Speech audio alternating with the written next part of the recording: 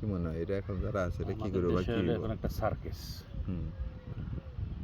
এখানে কিছু হবে না, আমরা যারা বিদেশি আছি আমরা আস্তে আস্তে দেশ ছাড়ি দিব, আর যারা দেশে আছে তারাও চেষ্টা করবো দেশ ছাড়তে। That's it, nothing more.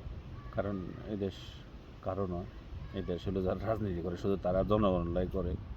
এবং আশ্চর্য হলো সত্য কথা, আমরা জনগণ নয়, এটি হলো সত্য কথা। কোন জনগণের জন্য করে এইটাকে জানা খুব ইচ্ছা, কিন্তু দুর্ভাগ্য হলো আমরা জানি না জনগণকে। সবাই জনগণের জন্য করে, কিন্তু আসলে জনগণ যে কে এটাই আমরা জানলাম না, তাহলে আমরাই তো জনগণ হইতে পারলাম না। দ্বিতীয় কথা হচ্ছে আমরা যারা বিদেশে বসবাস করি আমরা সবাই দেশের জন্য দেশে যাব একটা চিন্তা থাকে। এখন অনেকজনই দেশ থেকে মুখ ফিরিয়ে নিচ্ছে। দেশের যে সিচুয়েশান, দেশের যে অবস্থা, দেশের যে রাজনৈতিক হিংসা প্রতিহিংসা, মানুষের জীবন নিরাপত্তা নাই,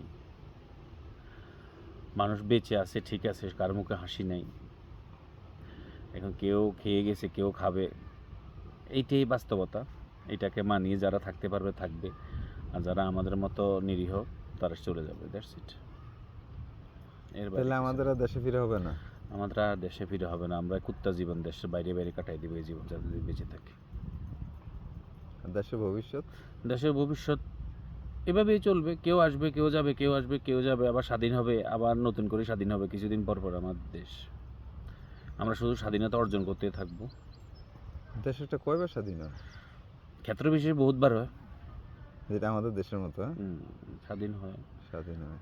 আমাদের দেশ, কিছুদিন পর পর স্বাধীন হয়, কিছুদিন পর পর আবার জঙ্গলি আক্রমণ করে, আবার স্বাধীন হয়। আমাদের দেশে কোনো দল করলে আর কাজ করতে হয় না, সবচেয়ে সুখের বিষয় হলো এটা। আপনি শুনে অবাক হবেন যে আমার দেশে যে কোনো রাজনৈতিক দল করলে আর কাজ করতে হয় না। রাজনীতিটাই পেশা। ওটাই তার পেশা, ওইটাই তার জীবিকা অর্জনের জন্য। আচ্ছা, আচ্ছা, এই দেশে মবেরই অবস্থা, এটা সম্পর্কে আপনার মতামত কি? মবের সম্পর্কে মতামত বলতে এটা বলতে হয়, মব হচ্ছে এক ধরনের সন্ত্রাস, সে যে হোক এক ধরনের সন্ত্রাসী এটা।